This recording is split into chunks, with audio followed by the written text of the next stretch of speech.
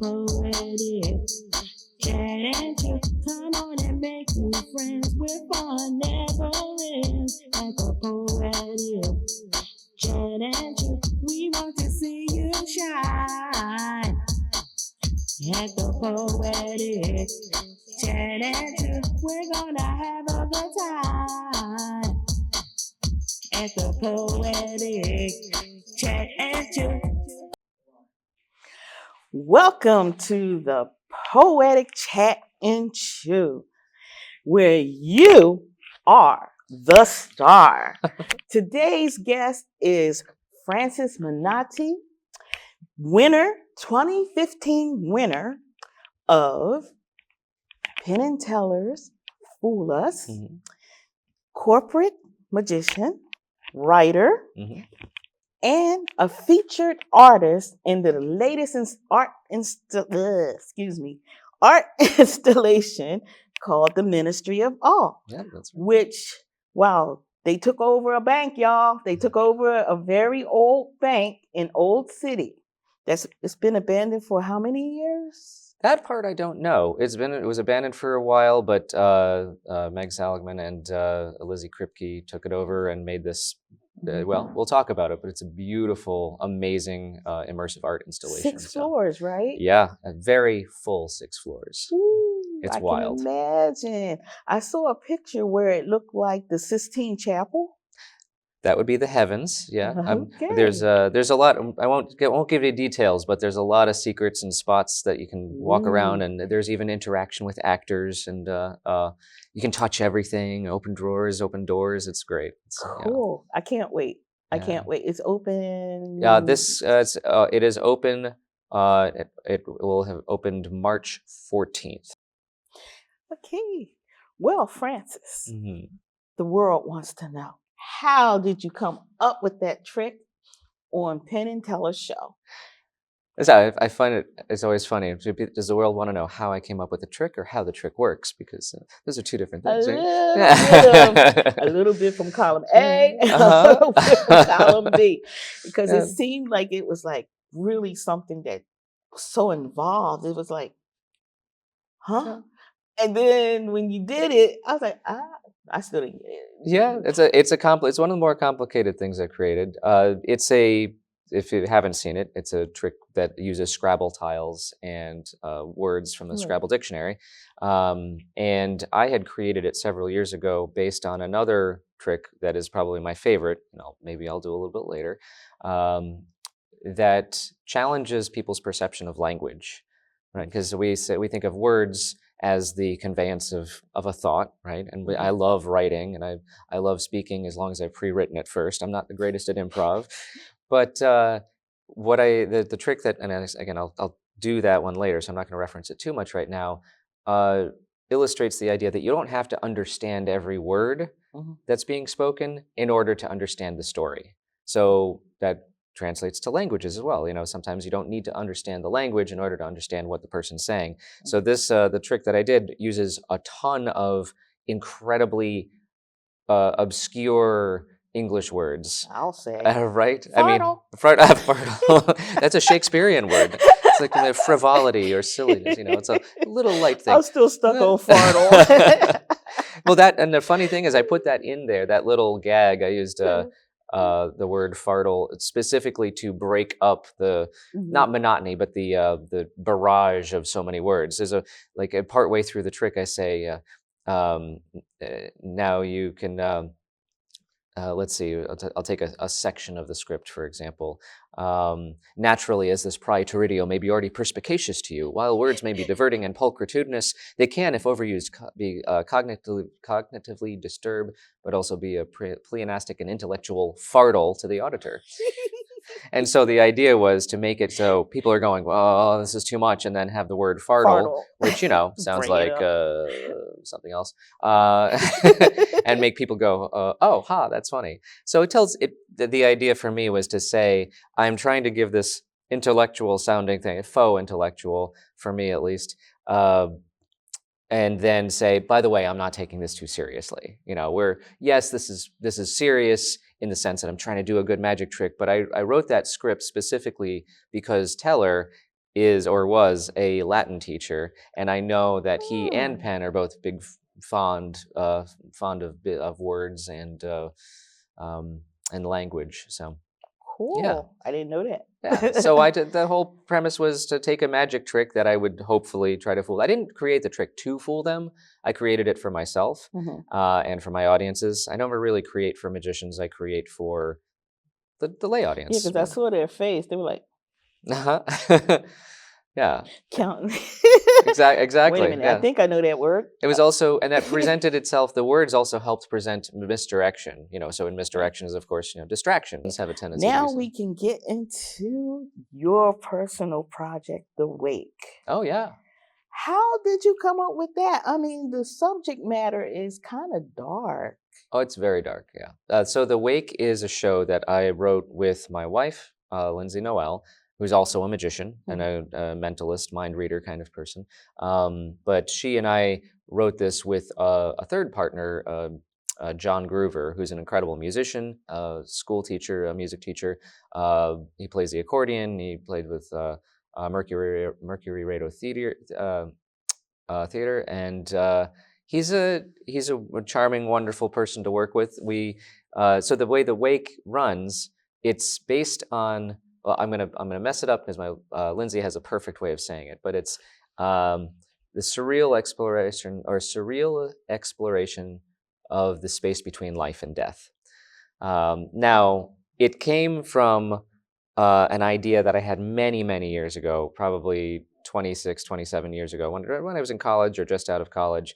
I thought, wouldn't it be interesting to do a show where the audience, every person in the audience is experiencing something as they are actually deceased, and they're experiencing, if not death, the last final moments of being alive as the brain's activity slows down. Because I was Um, wondering, how do you research the the few final moments before death? I mean, like, what do? You go to the morgue, no, no. or you go to hospitals, or you read journals about it? Like, Most of my work is done through reading and well, talking, discussions with people. Also, it's not, we treat it very lightly. I don't approach it from a necessarily scientific standpoint or a spiritual or a religious standpoint. It is out of all of those. It's the idea at the time that it stemmed from was each person viewing it is not the wake, but the show that I was originally working on is viewing it as they are the only person in the existence, and everything else in the room, including this person next to them watching the show with them, is in their own head. So their imagination or memories, and the memories is what we decided everyone watching the show becomes now. So the way the wake works is it's the uncanny valley of a funeral parlor.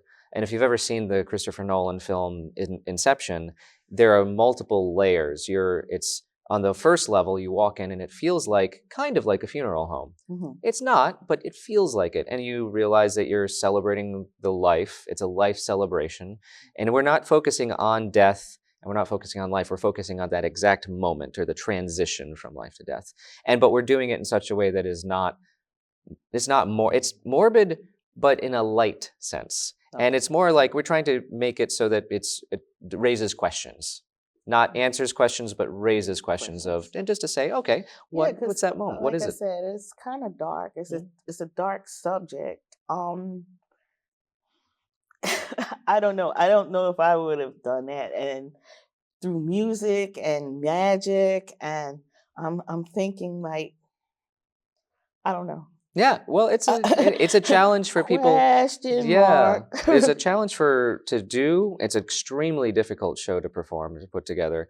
Um, because it's very emotional and we are dealing with real emotions and we're dealing with our own. You asked about research. Some of it is our own, mine and Lindsay's and John's own personal experiences with death or near death and pain and memories, but we wanted to make sure that it was respectful Mhm. and respectful of people's belief systems, and saying, listen, this is a fiction, this is a story, this is a what if, it's a fantasy essentially. And when people come out, it gets dark and it gets very surreal, because the idea is, as we pass on, the brain's slowing down, and it's like going to sleep. And that's what the idea is. This is kind of entering a dream, and so the final moment of this, that's why magic is okay there. And magic, nothing is impossible in our imagination. That's kind of what it is. It's a celebration of the imagination, and in its ultimate form. Interesting. That's a better take on it, because death is death, you know. But like, from my point of view, I guess. Sure. But I like to see that. Yeah. Like when. Well, that's a good question. When we run it a few times a year, and now that the Ministry of Awe is open, we'll be doing it more, because we used our show, the Ministry of Awe, when we started working on the Ministry of Awe. We used the framework of our show to create the space that Lindsay and I have created in there.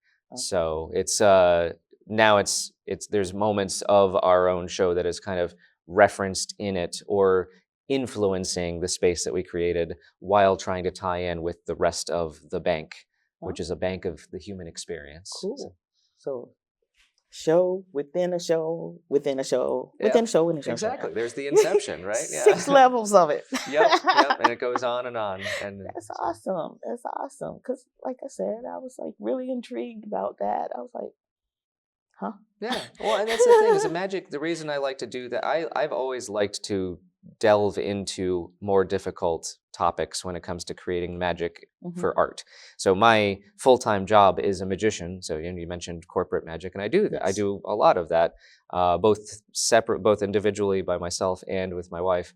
We're a couple of magicians. So when we work on cruise ships, or when we're doing a corporate dinner or a conference, or a team building exercise, it's the two of us working together to either, for team building, it might be teaching people how to think creatively and problem solve creatively, using magic as an idea, as a demonstration of how to do that. And when we're doing shows for cruise ships or parties or a fair or something, it's more fun and light, and just sometimes a magic trick is just a magic trick. Then the fun part, or the personal part for me, is when I get into the things that I'm interested in, like whether it's life and death, or sciences, or fantasy topics that I think are interesting. I like to use magic as metaphor to demonstrate ideas that are otherwise hard to comprehend. Cool. I can imagine. That's a lot, though. But it's a lot, but it's my passion of my life. So, like, how did you get into magic? Was it something that you did in childhood, or was it just like me? If I had to learn something like magic, I'd be sitting in class like. Oh, I did that a lot. Yeah, that was me. I'm a daydreamer. Chelle, what are you thinking about, huh? Oh, the ace goes on. Oh yeah. If you were to go back and talk to my high school teachers, and probably elementary teachers, and certainly college professors as well. Yeah, I was a daydreamer, out the window looking person. Yeah. I got started with it, though, with a magic set, a Fisher-Price magic set. In fact, it's still in my office, and we just recently found a duplicate one from a thrift store, because I'd like to use it in another show at some point, but I don't want to use my original one. So I've got one that I can use as a prop, and I can mess up. They're like, no, these are prized possessions. Yeah, exactly. You don't. And they're collector's items, right? Yeah, they could probably. I mean, to me, it's a collector's. It's priceless to me. It's probably $20 or something someone else, but it's it. Yeah. Go to them Comic-Cons. Well, mine's not for sale. But I started with that magic set, and then a couple of other relatives showed me a trick or two. My aunt, my dad's sister, taught me a simple magic trick with a rubber band and the rising ruler. And wow. So what's funny about magic is, a lot of times when people first learn magic as kids, they become disenchanted with it as soon as they realize that it's not real. As soon as they realize, oh, this is just an illusion. It's that there's no wizardry, there's no mysticism. For me, it was the opposite. As soon as I realized that I could use creative problem solving to create the illusion of something happening that's not, I said, this is the greatest thing. This is wonderful because it encourages. I mean, everything we do in life is problem solving, whether it's, oh, my favorite restaurant is closed, or I'm out of groceries. I don't have eggs to make breakfast. What do I do? Right. Oh, the corner store is over here. Okay, there's the simple solution, right? Fine. The corner store is closed. I have to come up with another solution. There's simple problems we're faced with every moment of every day. The more elastic our brain is at trying to solve these problems, the better we are, and the more, well, I feel like more stress-free we are. It hasn't worked on me yet. I'm still stressed out. But that said, with magic, magicians are the ones who we create problems that don't matter and then come up with a solution for them. Oh, wow. Like, the problem is, I need to make a coin appear out of the air. How am I going to do that? I don't know. There, I produce a coin out of the air. Like, well, that wasn't unnecessary. I didn't need to have that coin there, and it wasn't there to begin with. But I have a problem, or I make a problem, I come up with a solution, and then I present it. Well, you presented that one real well. I saw it. Yes, I did. That was cool. You just prove what you just said. We're talking and distract you from this and to that, and hello. You didn't see it. Yes, you did. That was cool. That was cool, Francis. It's thwarting expectations and not allowing for them to guide, to control our lives. Well, that was fun though. Thanks. I'm not going to ask you how you did it. That's the magician's secret. Is it possible to pull a coin out of the air? No, no. Not So really. so it's impossible, right? I guess. So I didn't do it. Okay, you didn't do it. He didn't do it, folks.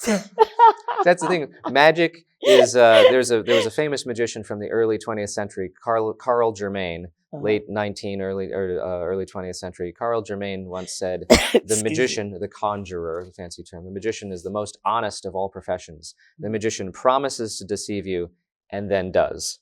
So it's like, it's. Welcome back to the Poetic Chat and Chill, where you are the star.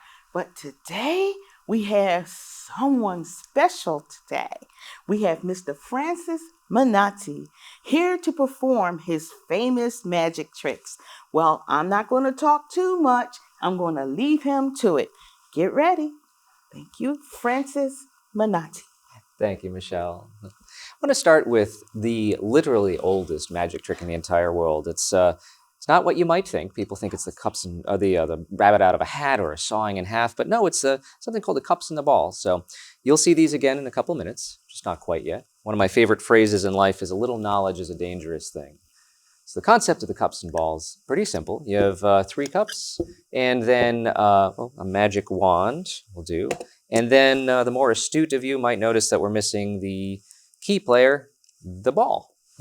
Now you can put the ball on top of the cup, or you can put the ball underneath the cup. Obviously, it's easier to see if it's on top. And then the magic wand is just to distract people from the third ball appearing. So gets me every time. 3 balls, 3 cups. Here's the idea. You take the ball, put it in the fist. Don't watch the magic wand. It's just a distraction. It's a stick with shiny ends to make it look like the ball disappears. Same idea with the second ball. Now you know what to look for, so it's a little harder. Put the ball in my fist, give it a tap. Let's see, stay there. One more time. And it should look like that one's gone as well. And the hardest one for me is the hardest, easiest for you to catch, because now you know what to look for. So here's the ball, here's the wand. Give the wand a little spin. It should look like it jumps up the sleeve, across the chest and down the other sleeve under the 1, 2, 3 cups and balls. The oldest trick in the world. So that's the classic. That's the basic way of doing it.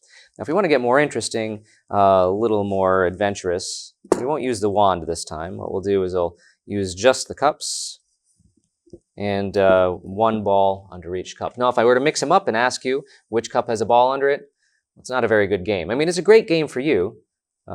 It's a terrible game for me. I'm going to make this a better game for me. I'll get rid of 1 of them.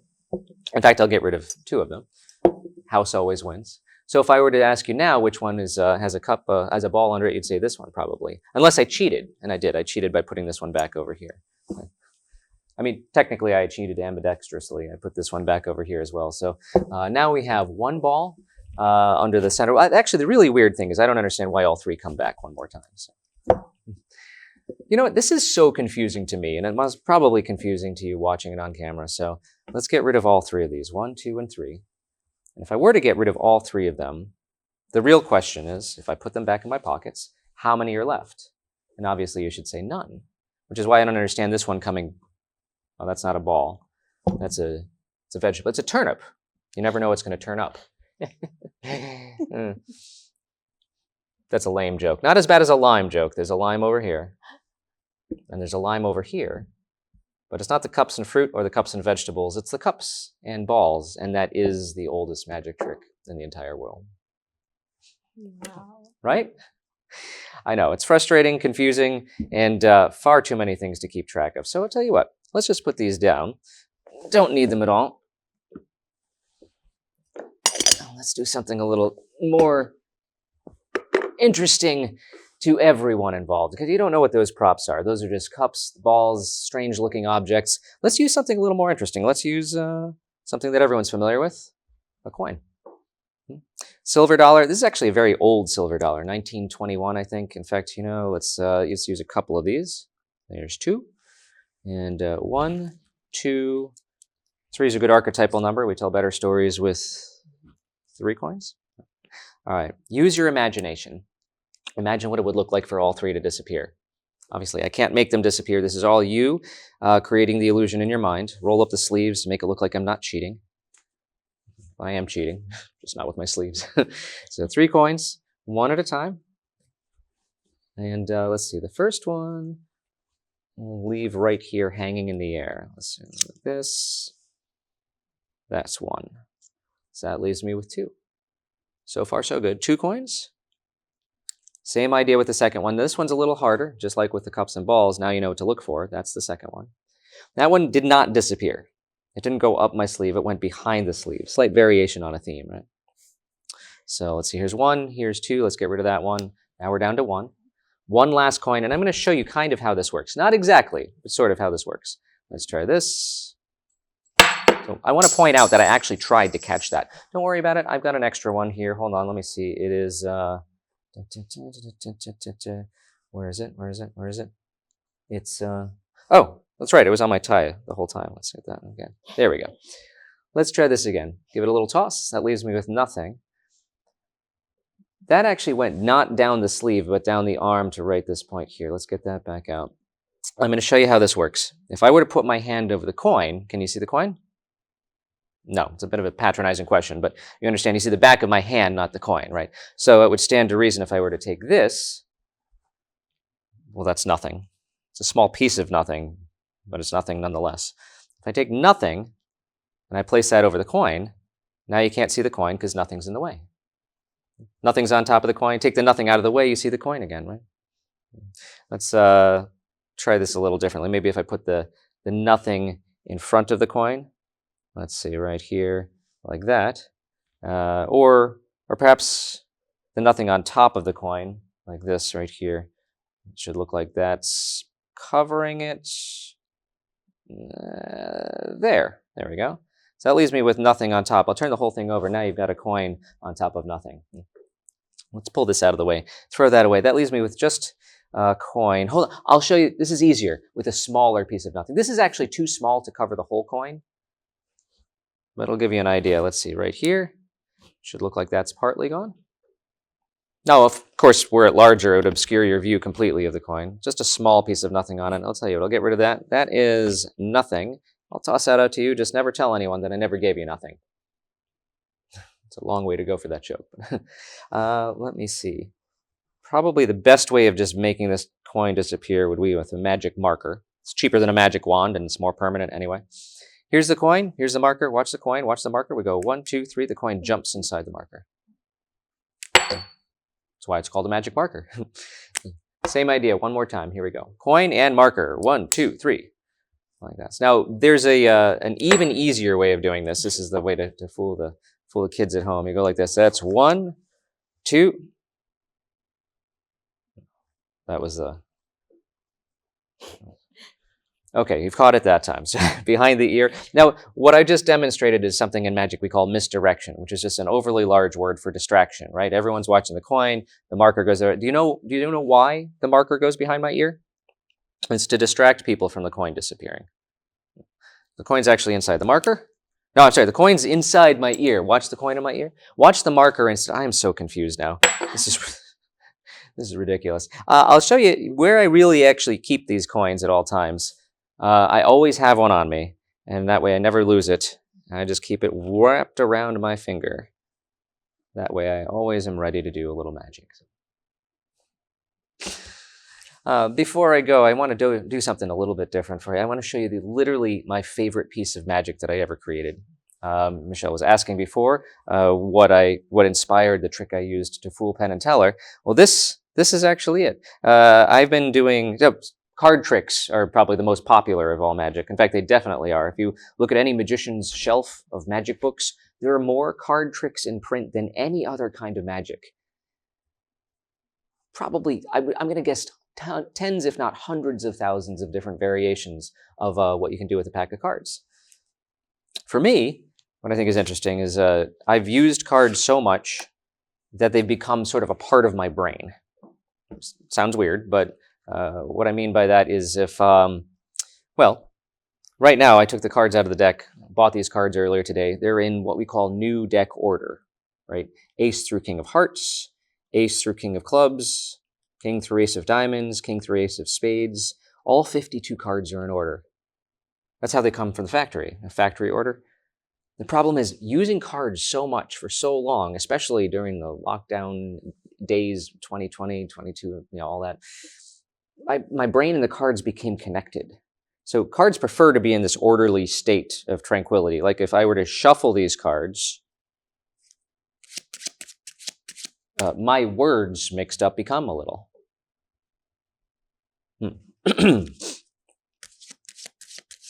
Shuffle a more bit and words might become confused more even. Imagine can you now, shuffling keep if I understand won't able you be to anything. I digress, but let's a card take.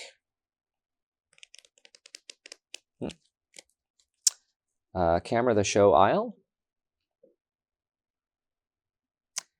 Down the face now table the card for aisle put. You think. Said as before, I two cards orderly if prefer in be state and tranquility plus words the cards and my if order in were. Much would determine it be card to missing was easier which. Would it? Therefore, concentrate I, if enough hard, I force can my words back into order. If I concentrate hard enough, I can force my words back into order, which means if my words are in order, my thoughts are in order. If my thoughts are in order, yeah, you guessed it, means the cards should be in that numerical value. The ace through King of Spades, ace through King of Diamonds, ace, King through Ace of Clubs, King through, the one that's missing, the Ace of Hearts. If what I said were true, the Ace of Hearts goes right here on the top of the deck. That means the second card should be the Two of Hearts, if my thoughts are in order. The Three of Hearts, if my words are in order. The Four of Hearts. Every single card back in its original order once again. And that, my friends, is the strangest thing I do with a pack of cards, but also probably my favorite piece of magic to perform. Thank you so much. I hope you enjoyed as much as I've enjoyed being on the show. And thank you, Michelle, again for having me on Chat and Shoot Poetic.